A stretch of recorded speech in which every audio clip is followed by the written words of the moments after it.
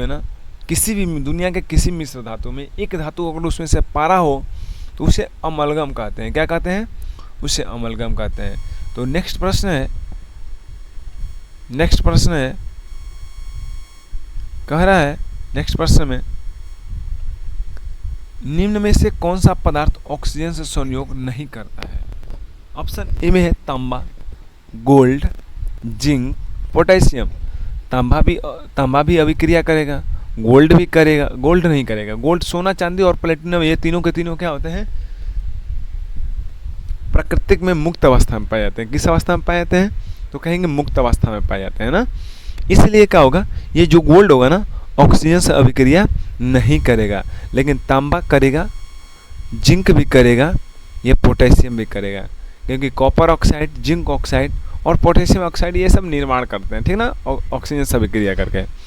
यानी कि यहाँ पे गोल्ड जो होगा नहीं करेगा, ठीक ना। नेक्स्ट प्रश्न है, कह रहा है कि कौन विद्युत का सर्वोत्तम सुचालक है? कॉपर, एजी यानी कि सिल्वर यानी चांदी, एल्युमिनियम और लोहा। अच्छा, हम लोग घर में सबसे मतलब किसका उपयोग करते हैं?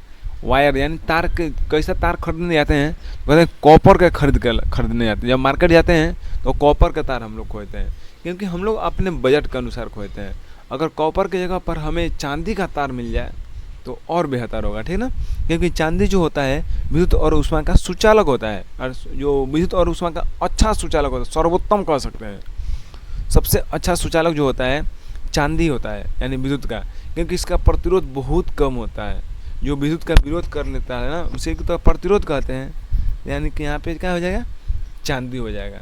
और चांदी के बाद कौन होगा? तो कहेंगे कॉपर होगा। कॉपर के बाद कौन होगा? तो एल्युमिनियम होगा। एल्युमिनियम के बाद लास्ट में क्या हो जाएगा? आयरन, यानी कि Fe हो जाएगा, ठीक ना। तो यहाँ पे ऑप्शन मेरा क्या होगा? राइट आंसर क्या हो जाएगा? चांदी हो जाएगा, Ag हो जाएगा। क्या हो जाएगा? चांदी, ये Ag, यानी कि be the right answer. Next प्रश्न है, कह रहा है कि बॉक्साइट निम्नलिखित में से किस धातु का मुख्य अयस्क है? लोहा, कैल्शियम, सोडियम, एल्युमिनियम। किसका है? तो कहेंगे एल्युमिनियम का है, ठीक ना। किसका है? तो एल्युमिनियम, यानी D is the right answer. Next प्रश्न कह रहा है, निम्नांकित में कौन उपधातु है? कह रहा है लोहा यानी Fe लोहा, Cu कॉपर, Ni निकेल और फिर कह रहा है Sb, ठीक ना। अब यानी कि यहाँ पे आंसर क्या हो जाएगा? यानी कि निकेल हो जाएगा, यानी उपधातु पूछा है जिसमें धातु और अधातु दोनों जैसे गुण पाए जाते हैं, ठीक ना। नेक्स्ट कह रहा है शुद्ध सोना को व्यक्त किया जाता है 22 कैरेट, 24 कैरेट, 20 कैरेट या फिर 12 कैरेट।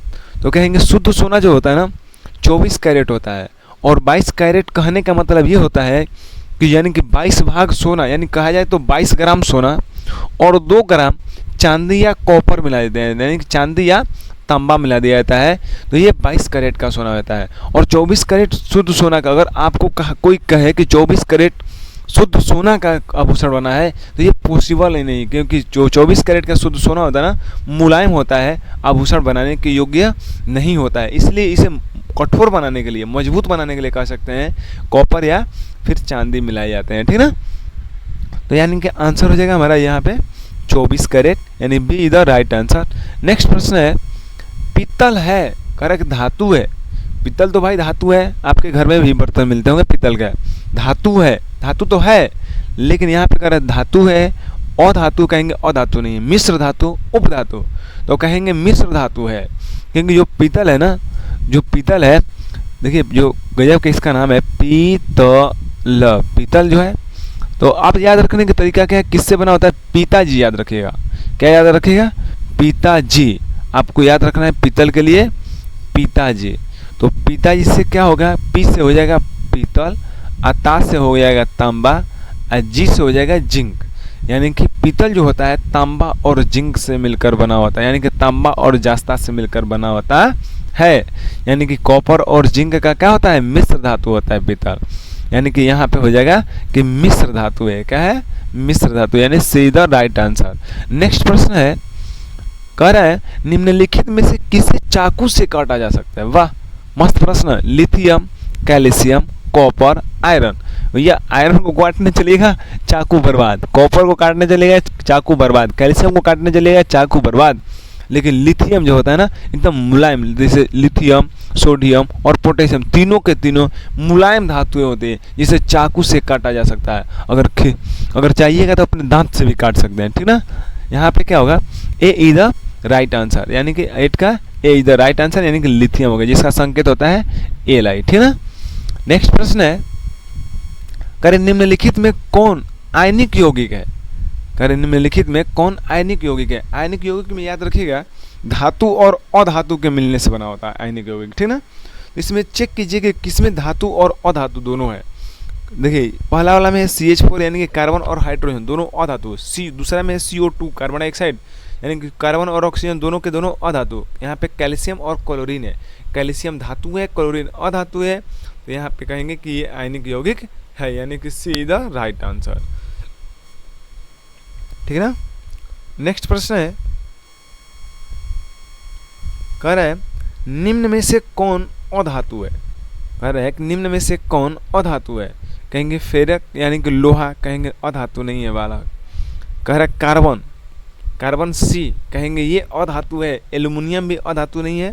Au का मतलब होता है सोना, सोना भी अधातु नहीं है। सोना, एल्युमिनियम और Fe यानी कि कह सकते हैं कि लोहा, यानी कि ऑप्शन ए, सी और डी ये तीनों की तीनों धातु है। बी में कार्बन दिया है, ये क्या है, एक अधातु है, यानी कि यहाँ पे कह सकते हैं C is the right answer, C is the right answer. Next प्रश्न है, कह रहा है कि सक्रियता श्रेणी में हाइड्रोजन के ऊपर के धातु, कह रहा है हाइड्रोजन जो ऊपर के धातु होते हैं अम्लों से अभिक्रिया कर हाइड्रोजन आयन बनाते हैं, अम्लों से अभिक्रिया कर हाइड्रोजन गैस बनाते हैं, तो कहेंगे अम्लों से अभिक्रिया कर हाइड्रोजन गैस बनाते हैं, यानी कि B is the right answer, कहेंगे B is the right answer, ठीक ना।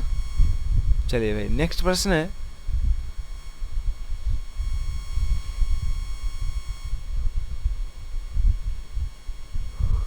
कह रहा उच्च विद्युत धनात्मकता के कारण धातु के परमाणु बनाते हैं, यानी कि क्या बनाते हैं, धनायन, ऋणायन, उदासीन, सहसंयोजक बंधन। तो कहेंगे जो उच्च धातु धनात्मकता के कारण जो होते हैं ना, कहेंगे धनायन बनाते हैं। क्या बनाते हैं, कोई भी धातु क्या होती है, इलेक्ट्रॉन को त्याग करती है, और इलेक्ट्रॉन का त्याग करने से क्या होती है, धनायन बन जाती है, तो यानी कि यहाँ पे ए इज द राइट आंसर, ठीक ना। नेक्स्ट प्रश्न है,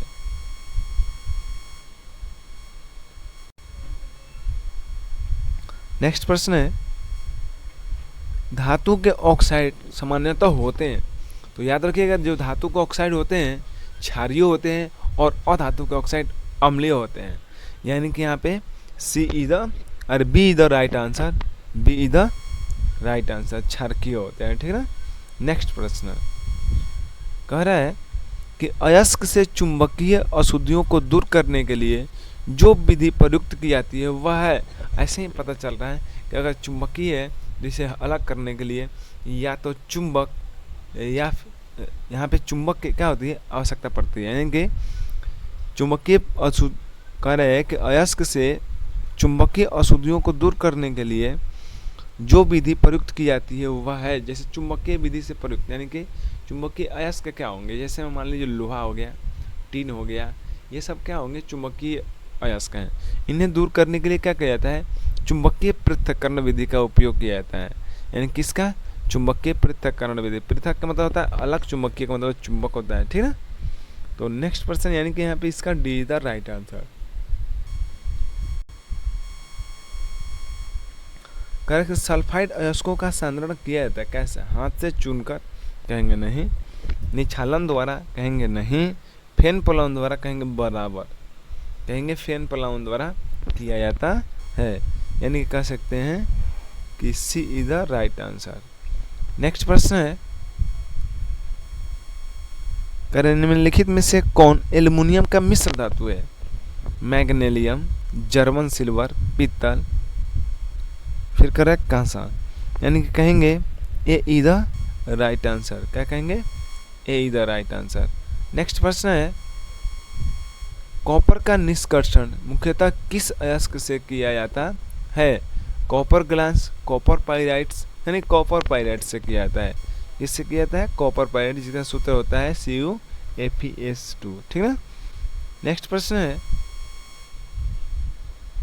कह रहे किसी धातु के परमाणु के बाह्यतम शेल में इलेक्ट्रॉनों की संख्या होती है, यानी कि कितनी होती है। ठीक ना। अभी अभी आप लोगों को वीडियो के फर्स्ट में बताया गया है कि कितनी होती है। तो कहेंगे यहाँ पे अधातु लिया है तो अधातु को खोजेंगे, यानी कि 3 से अधिक, यानी कि 3 या 4 से भी अधिक कर सकते हैं। ठीक ना। यानी कि 4, 5, 6, 7 या 8 होती है। ये बिल्कुल सही है, कोई दिक्कत नहीं है, यानी कि C is the right answer. ठीक ना। नेक्स्ट प्रश्न है, कह रहा है साधारण गंधक किस आणविक रूप में पाया जाता है? जो गंधक होता है ना, S8 के रूप में पाया जाता है, यानी कि यहाँ पे C is the right answer. क्या होगा? C is the right answer. Next प्रश्न है, कह रहा है कि फास्फोरस का आणविक सूत्र होता है, फास्फोरस का क्या होता है? P होता है। तो फास्फोरस का संकेत होता है P और आणविक सूत्र होता है P4 हो जाएगा। क्या हो जाएगा? P4 हो जाएगा। सल्फर का S8 हो जाता है। ठीक ना। यानी कि D is the right answer. इसका क्या हो जाएगा? D is the right answer. इस वीडियो में हम लोग इतना ही के बाद समापन कर बढ़ते हैं। इस वीडियो को समाप्त करते हैं। कृपया वीडियो अच्छी लगी हो तो लाइक और सब्सक्राइब अवश्य कीजिएगा और अपने दोस्तों के पास अवश्य शेयर कीजिएगा। जय हिंद, जय भारत। अगले प्रश्न के लिए हम लोग नेक्स्ट वीडियो में मिलेंगे, जहां से 21 से प्रश्न शुरू होंगे। ठीक ना।